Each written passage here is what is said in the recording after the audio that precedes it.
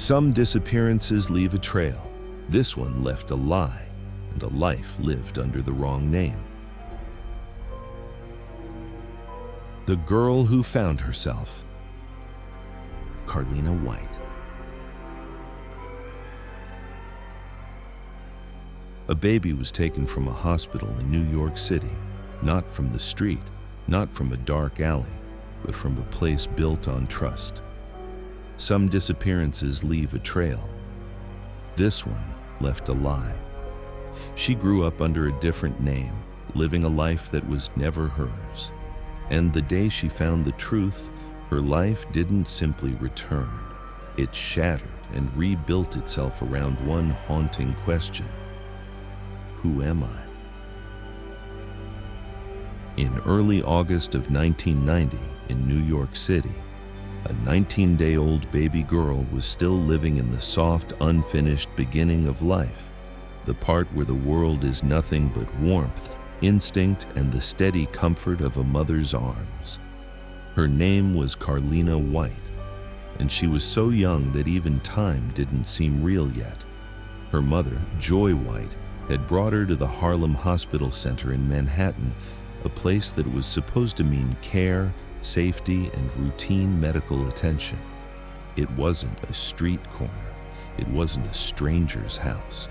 It wasn't the kind of place where anyone expects a baby to disappear. Hospitals are built around trust, around rules, around the idea that there are boundaries you don't cross. Joy was still in the fragile rhythm of new motherhood.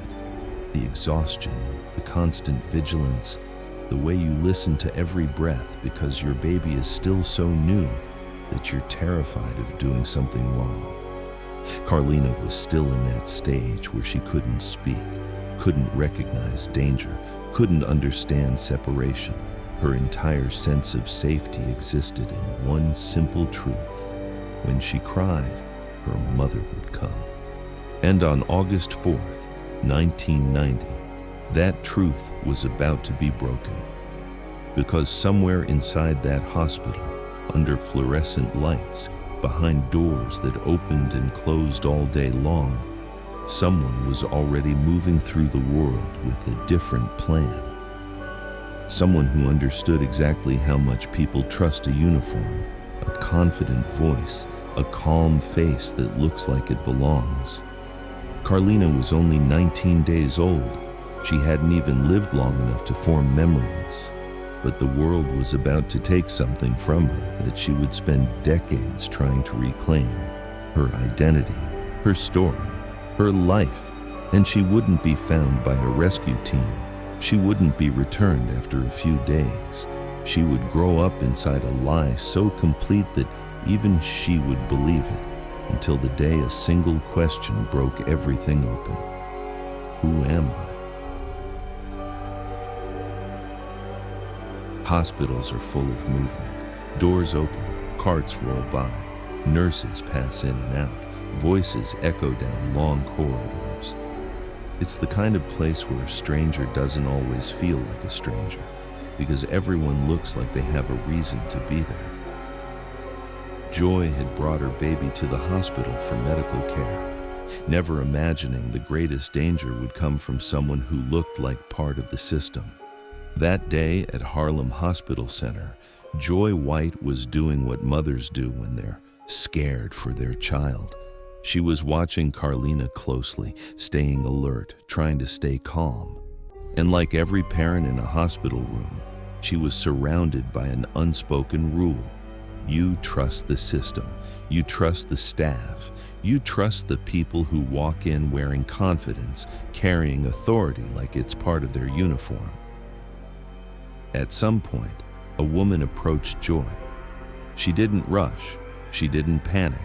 She didn't look suspicious. In fact, she looked like she belonged there, like someone who had done this 100 times.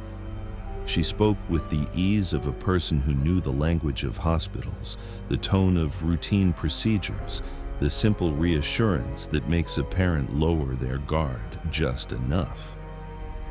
She told Joy she needed to take the baby for a test, or to see a doctor. Something quick, something normal, something that sounded like part of the process. And Joy let her. For a moment, it probably didn't feel like a decision at all.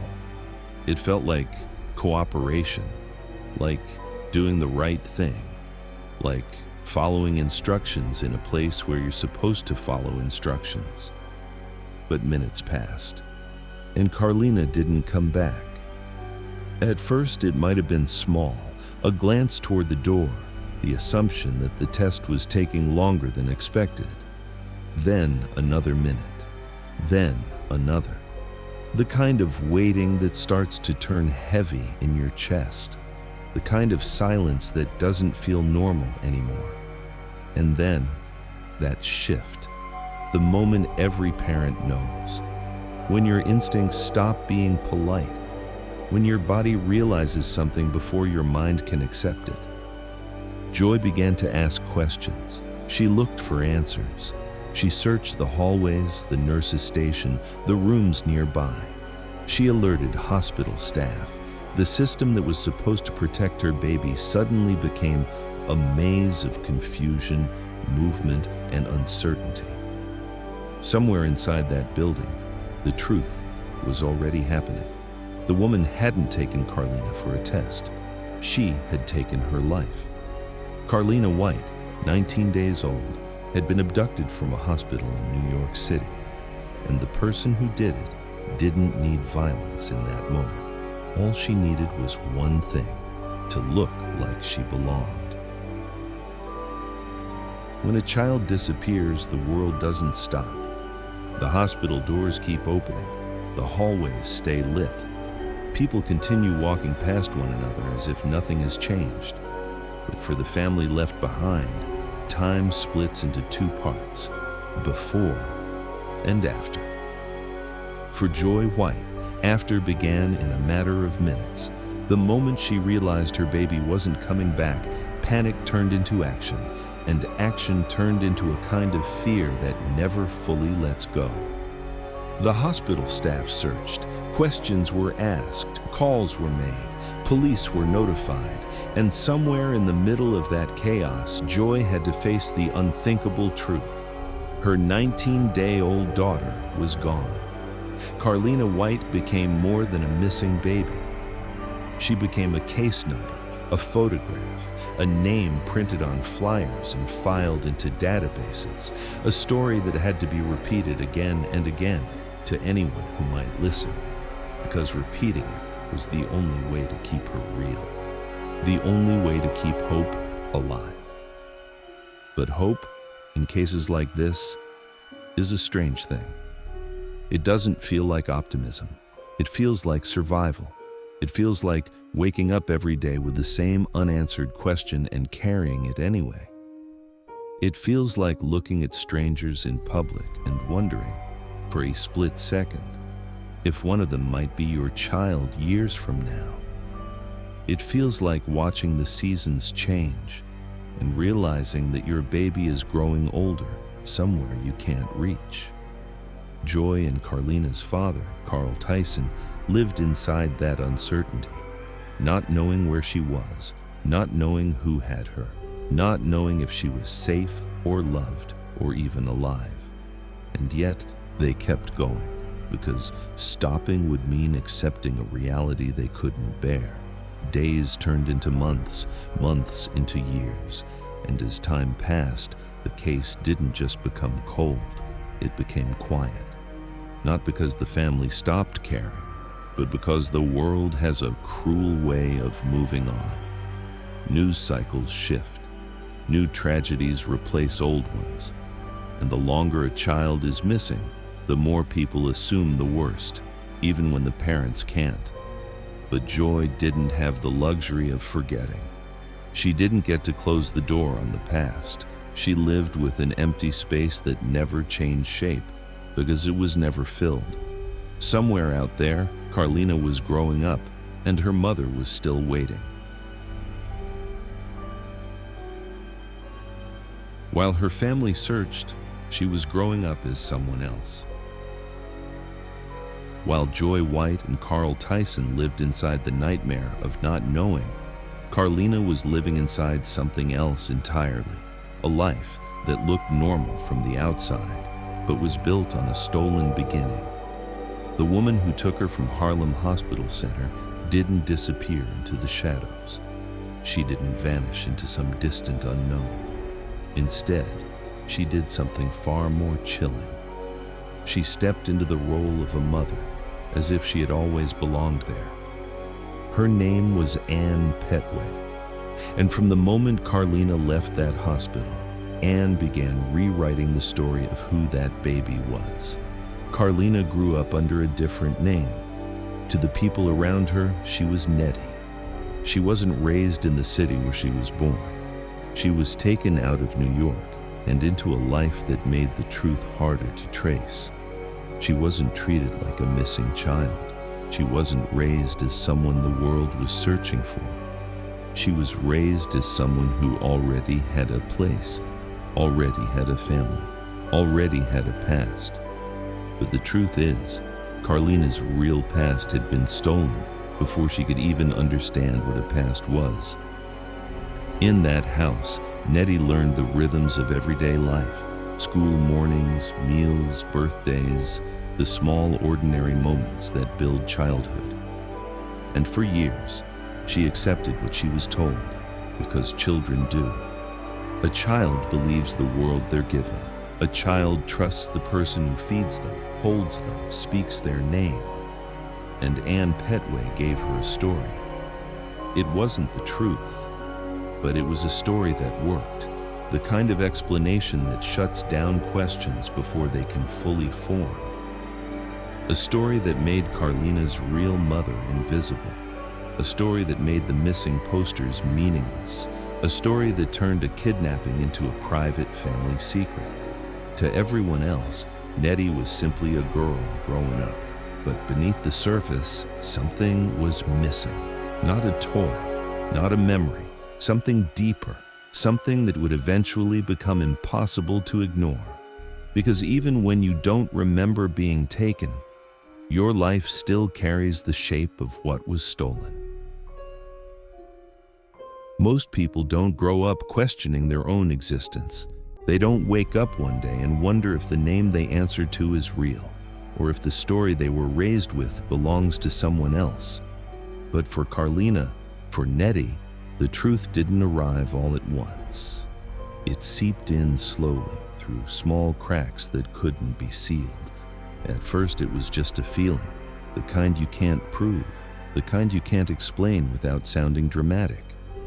A quiet sense that something didn't fit, like living in a house where the furniture is familiar, but the air feels wrong. She didn't look like the people around her.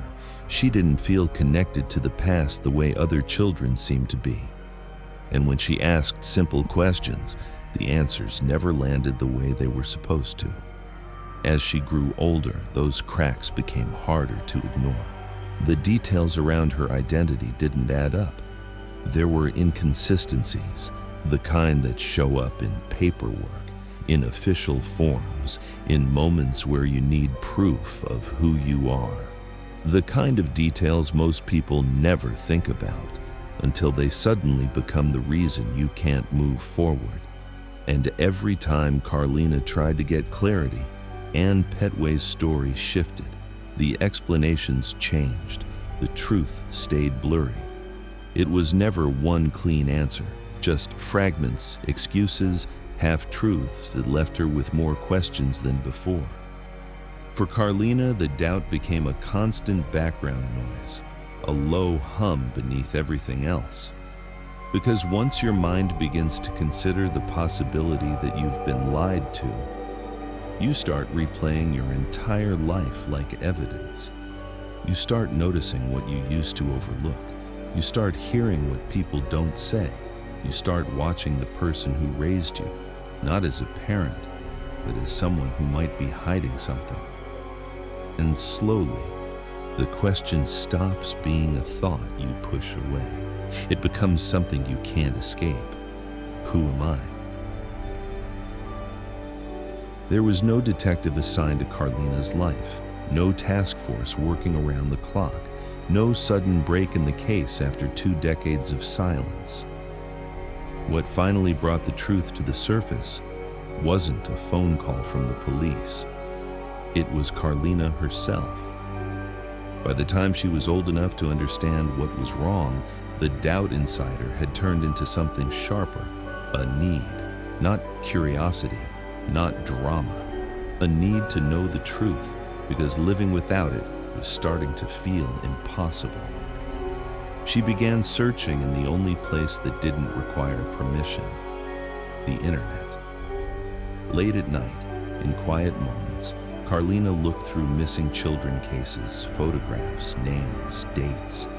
She didn't even know exactly what she was searching for, only that something inside her kept pulling her forward, as if the answer was out there waiting, hidden in plain sight.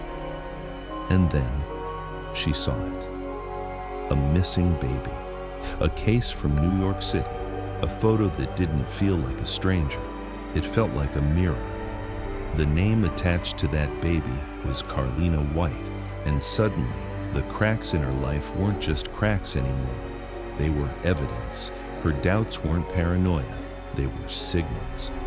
And the story she had been given, the story Ann Petway had repeated for years, began to collapse under the weight of one terrifying possibility. What if I was stolen? Carlina didn't stop.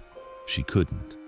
Once that thought enters your mind, it doesn't leave.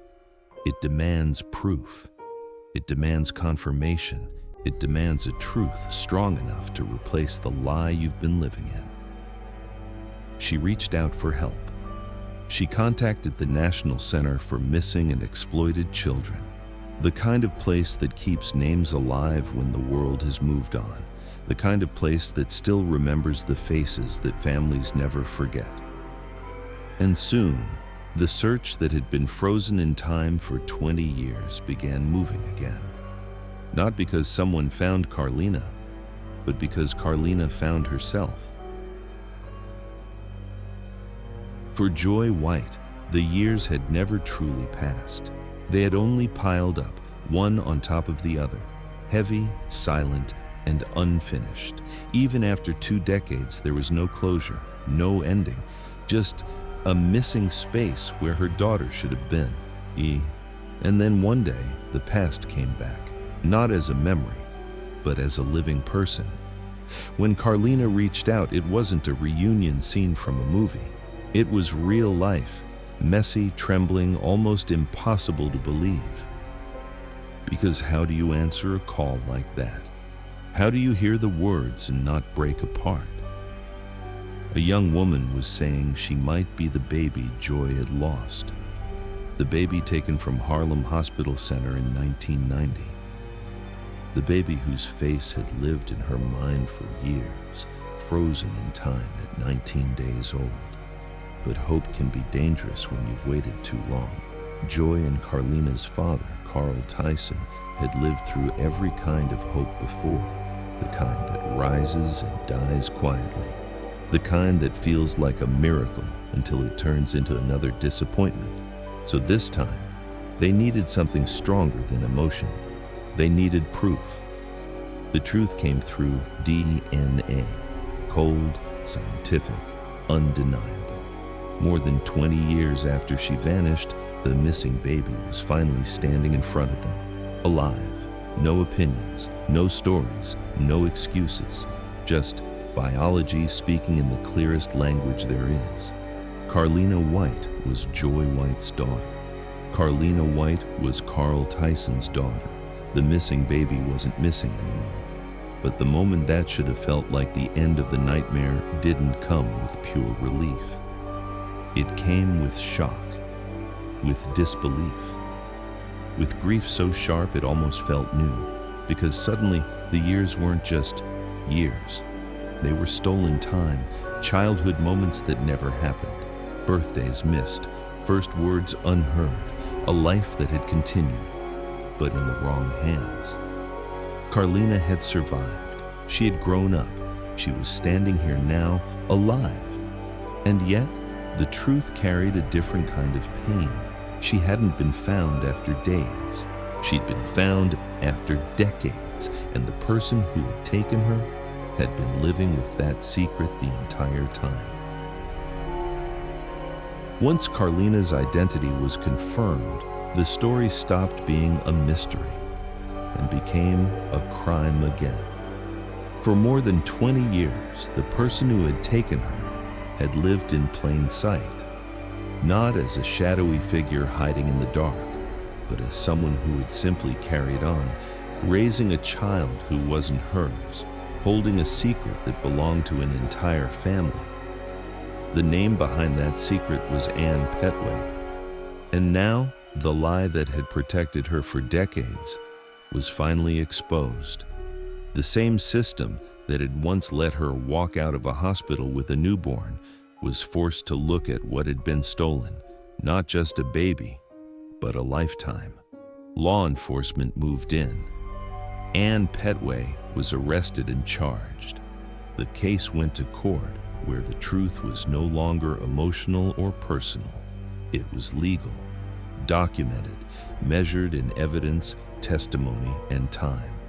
And eventually, a sentence was handed down. She would eventually be sentenced to prison, but no number of years could repay the years she stole. But even as the court delivered its version of justice, it couldn't deliver what Joy White and Carl Tyson had truly lost. No verdict could rewind the clock. No prison term could return the birthdays, the first steps, the childhood years that had vanished into someone else's story. Because in the end, Ann Petway hadn't just kidnapped a baby. She had stolen an identity, and the cost of that theft wasn't counted in years behind bars. It was counted in the years Carlina never got to live as herself. Coming home is supposed to feel like an ending, like the final scene where the music swells, the family embraces, and the story finally lets you breathe. But Carlina White's return wasn't an ending. It was the beginning of something far more complicated. Because when she finally stood in front of the people who had spent decades missing her, she wasn't a baby anymore. She wasn't 19 days old. She wasn't the face on the flyers or the photograph frozen in time. She was an adult, shaped by years they had never seen, carrying memories they weren't part of, speaking in a voice her mother had never heard before. And Joy White had to take in that reality all at once.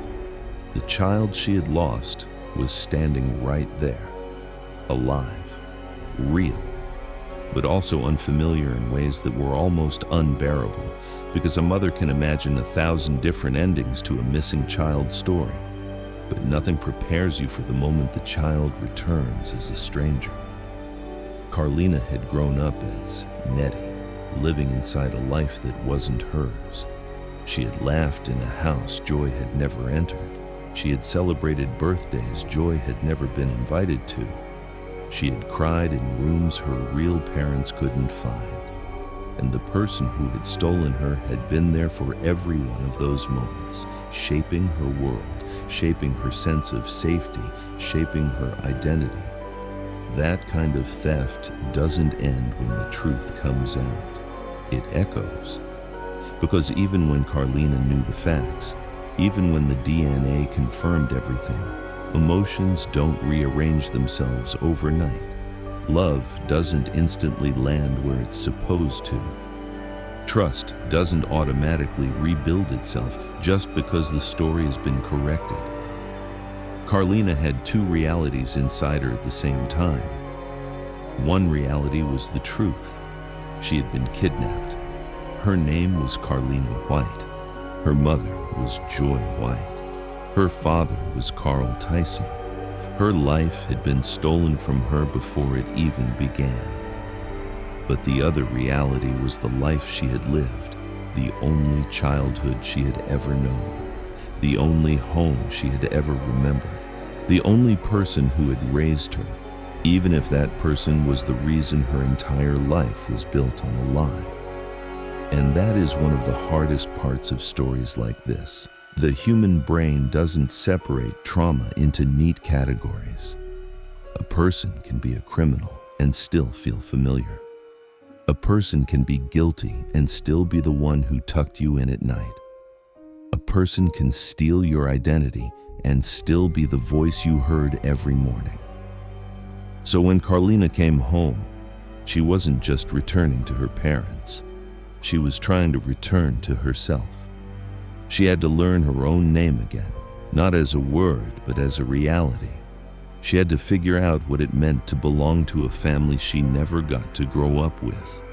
She had to rebuild a past that had been erased, and she had to grieve the years she could never get back. Because there's a special kind of grief in cases like this. It's not only grief for what happened, it's grief for what should have happened. The childhood Carlina should have had. The mother-daughter moments Joy should have lived. The ordinary years that were stolen and replaced with something else. And yet, in the middle of all that pain, there was also something almost unbelievable.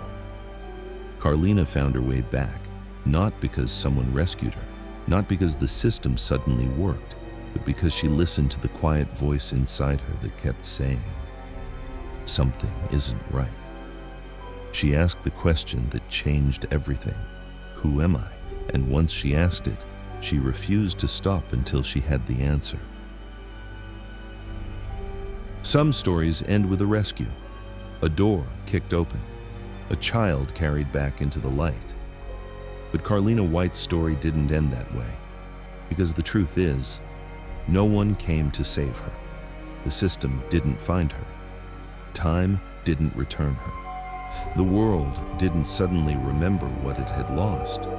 She lived for years inside a life that wasn't hers, and the only reason she ever escaped that lie is because she began to question it. In the end, Carlina didn't come home through force. She came home through identity, through doubt, through a quiet, relentless need to know the truth, even when the truth was terrifying.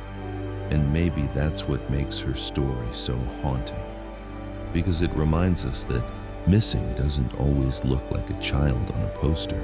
Sometimes missing looks like a person living an entire life under the wrong name, believing a story that was never theirs, until one day they finally ask the question that breaks everything open. Who am I? Carlina White found her answer, but the echoes of what was taken from her will never fully disappear.